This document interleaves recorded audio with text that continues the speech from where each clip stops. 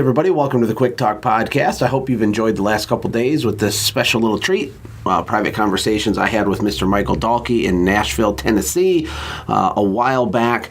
The response has been really good, probably because Michael's really smart and he's sharing a lot of really important things that will help your business, which is super cool. So I actually reached out to Michael, and I plan on getting him on the podcast to answer any questions you have and just to chat and catch up with where his companies are at and what they're working on currently.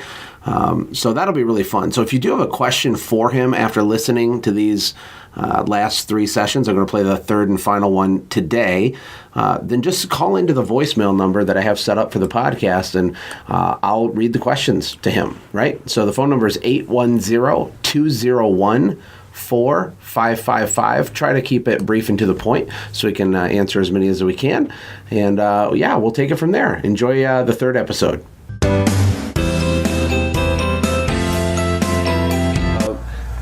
So video 3 is how to manage by culture, not rules and policies. Really excited to hear what you have to say about this. And implement systems that reinforce the culture that you want. So I'm picturing the little guy. He has one employee who's part-time. And he's like, company culture? He's like, what are you talking about? But it has to begin right then. Even if you're by yourself, aren't you your first person to develop your own mindset and culture right out of the gate? I think so. Our culture was a lot of fun we were the little guys, and to the point about the rules and policies and procedures, the funny part about this, and this is probably against like 75 laws, but with 140 employees, we still don't have a company handbook. We don't have a policy and procedure manual. We're putting one in place now because you just need to have it. We serve in Oregon, and in Oregon you can smoke pot and then come to work the next day. So we have new things that we have to deal with that are legal, that are frustrating. But from a culture standpoint, I think the most fun time is when it's you and your group of 4 or 5 guys. You know, the guys that are in Minneapolis that I started with, we had a lot of fun. I mean, it was tough. We worked, I remember, one couple, we hired a couple, a guy and a girl, and they were pretty much living out of one of our trucks. I mean, they were working morning till night, but we were all in it together. We all had a common goal to make this thing special. All in the same boat, rowing in the same direction. We were, and it was a fun culture. And as it's grown, every time you add a person, it either subtracts or adds to your culture. So when you're hiring, you got to look at that and say, gosh, is this person going to add to our culture, or are they going to subtract? Are they going to be negative or positive? And we didn't do the exercise. A lot of people say, come up with your company mission and your vision and your values right from the start. Blue Skies Window Cleaning will serve our customers. Yeah. But isn't that just whatever silly thing? Window dressing, whatever you want to call it. Everyone says integrity, right? But Enron said that they were integrity, and their whole business collapsed, right? Yeah. So they didn't live it. Right. So what we did is we waited a little bit, and we put the list of, in the early years, here's the 12 things that we think we are. And then it started going a little bit more and a little bit more, and now, we're not really this. And we're not really this. And we waited to let the organization say, this is how we behave. And we came up with a few core behaviors that were critical to our culture. The first is that we act like owners. You own your mistakes. Take ownership. You take ownership of your role. Huge. You take ownership of everything. The next one was we wanted people with a servant's heart. We needed people to have a mind not for serving themselves, but for serving the customer. Mm-hmm. If we had someone who was self-serving, that would subtract from our culture, not add from our culture. So we had ownership. We had servant's heart. The next one is my favorite one. We call it being a plow horse, not a show horse. We view this as the humble farmer who wakes up, has his cup of coffee, kisses his wife good morning, and then goes out and plows his field. No fanfare, no shiny stuff. Goes out, plows his field, comes back home, says, I love you, honey, spends some time with the kid, goes to bed, gets up the next morning, same thing. He doesn't need constant recognition. His satisfaction is derived from doing the right thing. It's the result. He's satisfied with the result. If you ask him how do you do, you say my yield was this. He knows. You ask our guys how they did, they'll say I did $860 yesterday. I cleaned $860 of windows yesterday. How's your quality? How's your quality? The results speak for themselves. They don't try to say I'm the best. They say we work really hard. That was important to us. So we have the servant's heart, we have ownership, and then we have the plow horse, not show horse. Mm-hmm. Very cool. There's two more that one we are considering now, and that's extreme frugality. We don't want to waste money. If a customer gives us a certificate of good deed, we only want to give that back out if there's a certificate of good deed that's earned. Right. So we want to make sure that there's value for value exchange there. That's a behavior. If you come in and you're just free will and spending the company's money, then that doesn't accomplish our goals. And then the last one that we haven't said this is what we are yet is family. We want it to be a core behavior. It used to be. But now that we're so big, we don't know everybody's That's trickier. name. So when you're in different states, we would be lying if we said that we're completely a family right now, and we want it to be. So we're trying to work on how do we behave in a way that we act like family. Well, you're like a step family, kind of, right? Or the long distance second cousin that you never see. So we're working on that. So what we do from a managing by culture standpoint is we look to hire people with those core behaviors, not values. This is how they behave. And then on a monthly basis... How do you know if someone's going to behave? I mean, you don't know. We don't know. You interview them, you get the vibes, there's warm fuzzies, you go with it, and then you're just paying attention to it, right? Yeah. But what do you do if someone's really negative one day? Or they didn't technically do something wrong, but they're like, oh, that customer's crazy, she's an idiot. Or they say a comment. There's a little cancerous little bleh, and maybe let it go, but then they do it again. What do you do in those scenarios? So there's three things. One is we want to have our managers lead by example. We say whatever you do that your team is going to do further. So if you say she was a difficult client, the next time your employee has that difficult client, they're going to say they were horrible. She's crazy. They're going to take it. They're always going to take it a step further. So as a manager and a leader, you have to lead by example, and that starts with me. If I'm just as guilty of this person's a tough customer. Mm-hmm. If I say that, it gives them permission to say that plus a little more, and then gives the people below them permission to... Absolutely. Yeah. So that makes sense. First step we'd say is leading by example. Behave that way yourself. The second thing we do is when we see those things, we want to call them out right away. We don't want that to become a trend. So we say, hey, you know what? Even if it's showing up late, you're showing up late. This happens. Traffic happens. Can't make it a trend. If it's a trend, we're going to have an issue. So that person who's being a little negative, hey, this is not a core behavior of ours. We want to have a servant's heart. We want to be this. If it's a trend, we're going to have a problem. So we get that there. And then on our reviews, our managers are reviewed monthly. Our technicians are probably reviewed quarterly. And we only have 3 questions on our reviews. It's not a formal process. Our questions are, how are you helping us achieve our mission, vision, and values? What can you do better? How are you behaving in a way that's consistent with our core behaviors? And what can you do better? And 3, based on my answers to 1 and 2, this is what your future looks like with our company, including your compensation, promotions, etc. Oh, I love that. That's massive. Very simple. It's simple, but it's huge for the employee because they can start to get caught up in this story. Like, man, what if I did stay here for 3 or 4 years? Like, this is viable. Like, these people are serious, they're growing. I could move into a leadership role. I could make this amount of money. That is massive because you can extract so much effort out of them if you just show them this is what the future could look like.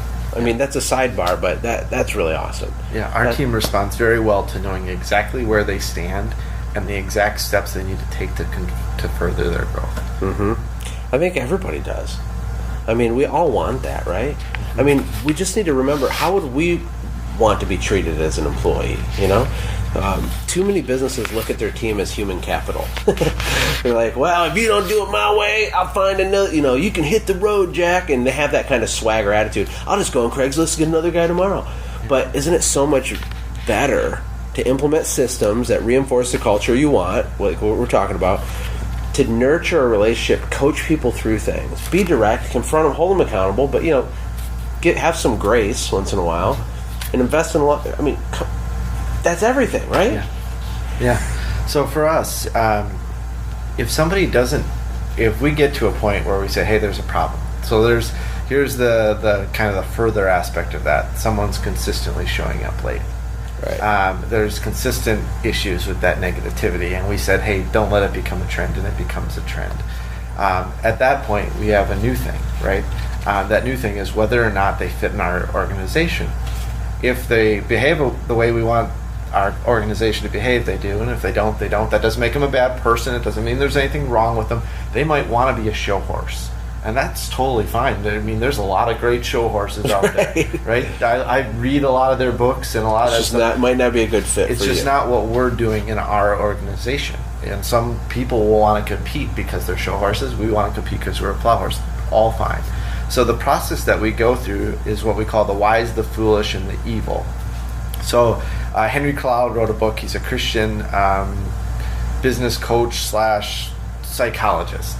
And he said, your wise person is the person who's behaving that way, and you want to tell them you're doing a great job, you're awesome, resource them. Evil person, we won't talk about them. Those people, you just get out of your organization. Just cancer. Just a they come in and they say, just... I'm going to tear this place down. And you say, you're out of here as fast as you can. And by the way, we're going to call the police if we need to. We're going to call a lawyer if we need to. And we're going to get you. And we're going to call your mom. We're going to tell her how bad you were. Everything. You're going to have big problems when it gets to mom. The foolish person is the person who probably has that core behavior that we want, but they're just acting foolish for whatever reason. And this happens with our long-time employees, where they start showing into work up late to work, and something usually is happening in their personal life. So we want to have a conversation that this becomes a trend, we're going to have a problem. Once it's a trend, the conversation goes something like this. Josh, you've been showing up for late work. We've been talking about how if this is a trend, it's going to be a problem. It's now a trend, and it's now a problem. So we're going to set in place a boundary here. If you show up again late, anytime in the next 30 days, we need a consequence for that. What do you think is a fair consequence, Josh? Well, I don't know, suspend me without pay. Usually they'll tell you a consequence. Great. That's going to be the consequence if you do it. We're agreed upon that. If you show up late, specific, this is what's going to happen, right? Mm-hmm. Yep. Clear communication. They show up, that consequence happens. Then another conversation is had. If this happens again, now I'm setting the consequence. You're terminated. If you're not going to follow the behavior that we want, it's now a trend. We've talked about it. It became a problem. We came up with a boundary that you crossed. Now we have a solution to that problem. It's very powerful. We're going to have a conversation that the trend became a problem. Now the problem is we're talking about this too much.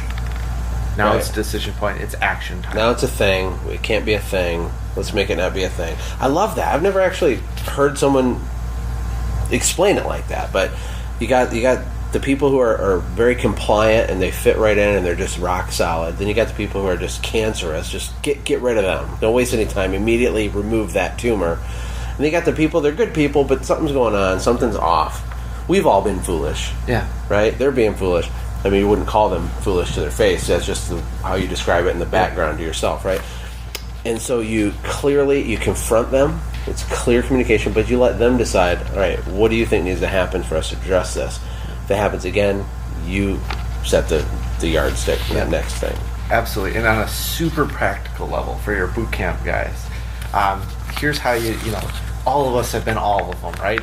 There's been times where I've had anger, right? And I've been angry and I said stupid things. And there's been times where I've been wise and there's times that I'm foolish. The telltale sign that someone's in that foolish camp is you give them truth. You tell them the truth. You're showing up late.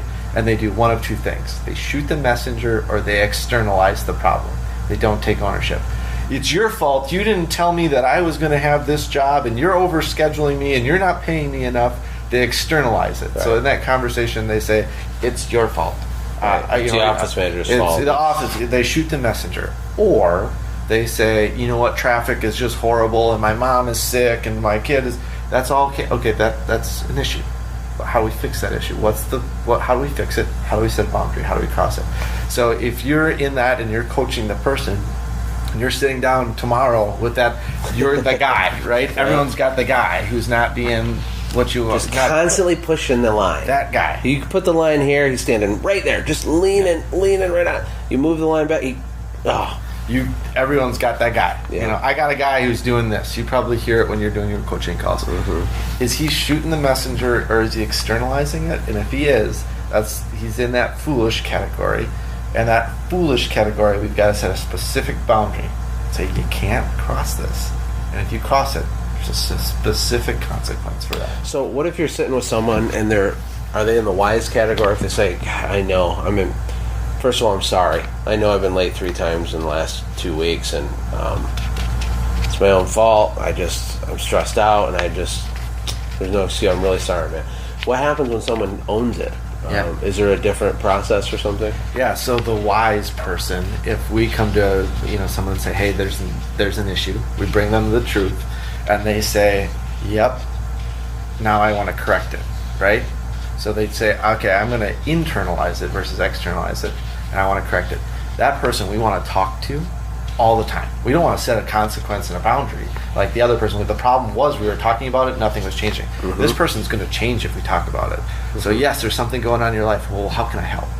I don't know. Well, let's look at the issues. How can I help? How can I serve you? And they're worth investing in. Absolutely. You give them all the resources you can. You talk as much as you can with them. You call them. You send them a walkie-talkie message. You tell them you love them.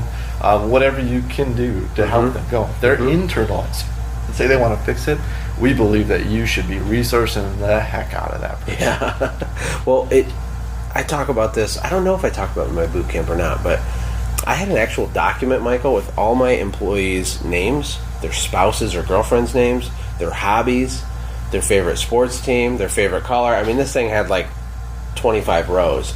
Their dog's name, what made them tick. I call it their employee love language. Like, what do they respond to? Is it public recognition? Is it, pulling them aside and giving them $50? What makes them get a lot of gas in the emotional gas tank? And I had it categorized, and then I would circle through on a rotating basis to make sure I was making deposits in these people. Yeah. Making sure I was doing it. And sometimes people think it's weird that I would be at that level, but that is the reason we won. Is because those people were taken care of, they were listened to, they were invested in. Now, I have no problem cutting someone out and being very intense like that, but when we're talking about the wise people, like you're talking about, our job as leaders, really, if we only did that well, everything else would probably fall into line, right? Yeah, and going back to the culture thing, is if you're protecting it, one of my main jobs, I believe right now, is to protect and defend our culture. So we've got a really cool culture, and we're doing acquisitions now. And every time you do an acquisition, there's a different culture. Different systems, different culture. Different because your business, it's like its own entity. It has its own personality. It has its own swag. And so when you're taking your business and you're buying another one, that's a whole thing. Mm-hmm. It is. So we have to work on, what additions can they make to our culture and what subtractions are going to happen. So, there's a lot of stuff that goes into that. You could learn some things from them. Absolutely. There's a lot that goes into that. But our belief is that the most important thing that we have going for us right now is this culture that, people don't waste money. If we want to make a decision, we need to get a truck fixed, no one needs to call up the ladder to the owner because they're right there. And they know the culture is extreme frugality. So they say, gosh, you know what? If I take it here, I'm going to call that place, and that place. Whoever's cheapest, we're going there because we're extremely frugal. Mm-hmm. If we need office supplies, do we get Post-its or do we cut up our scratch paper into a bunch of different ways so we can write our notes on those? So once it's taken down there, if we're competing and we're spending less money than the competitors, we're in a great spot for competition. So all those systems that we have are reinforcing that culture, and we believe that's our big competitive advantage. That's our secret sauce. It's not our marketing. It's not our process. It is this culture that everyone behaves a certain way. Well, everyone says it. You guys, you don't have to reinvent the wheel. You don't have to. There's not really a magic pill. I call it blocking and tackling, focusing on the fundamentals, investing in your people. You already have a company culture right now, just to be clear. It might be broken. It might be crappy. You already have one, but how can we fix it? How can we get it to serve you better? How can we get it to serve you and your family and your why better? You've shared some massive value with this. Honestly, I really appreciate it. How to manage my culture, not rules and policies. It's not that you don't have rules and policies, but you drive the train by those little deposits, investments, and those conversations and your core values, right? Mm-hmm. The last thing that I would say with regards to culture, everything you said is true, but one of the sayings that we have around our organization is unexpressed feelings never die. They only grow back stronger. So if I'm taking it down to a super practical level, if you have a feeling about your employees or your team, you need to express that with them and talk about it. It's not what we do as men, right? We typically just want to bulldoze and keep going. But I have a feeling, I want to talk about it. Let's get this out. Because 6 weeks down the road, I might blow up at that employee. And he goes, what the heck? It was just this little thing. But it's been blowing. And the same thing, you need to teach your team. You're going to say, I'm having a problem with this guy. I'm having a problem. Okay, express that feeling. You guys talk about it. I don't need to be involved in this. You need to talk to them about it. Mm-hmm. So one of the things I think from a super practical level with that culture is that those feelings that come out, you need to get them out before you blow up at them down the road. That's really good advice. And one of the coolest things you said on this whole third video was that your job is to defend and protect your culture, right? And that's your job. Everybody watching this is all of our job. That's an amazing thing. Like, you're like, I picture you with your little sword and your shield. Like, but when you say to express your feelings, your job is to defend your culture. So it's to take them and say, look, let's talk about this. Let's get it out in the open. Don't let it fester, because nothing good's going to happen if you do that, right? So thank you for coming over here and doing these. I appreciate it. Thanks for coming down to You have Nashville. a spectacular company. You've accomplished amazing things. You got a good family. You're a good guy. I'm happy to know you, Michael. Yeah, it's a pleasure to be your friend. You too. Take care. Hey, thanks for hanging out, friends. And from all of us here at the Quick Talk Podcast team, we hope you loved today's show.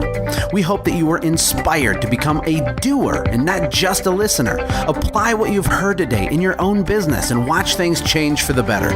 Lastly, remember that all the money in the world can't save your soul. Seek first the kingdom of God, my friends. We'll see you next time. For more information about the Quick Talk Podcast or Joshua's other businesses, visit our website, quicktalkpodcast.com. Have a blessed day.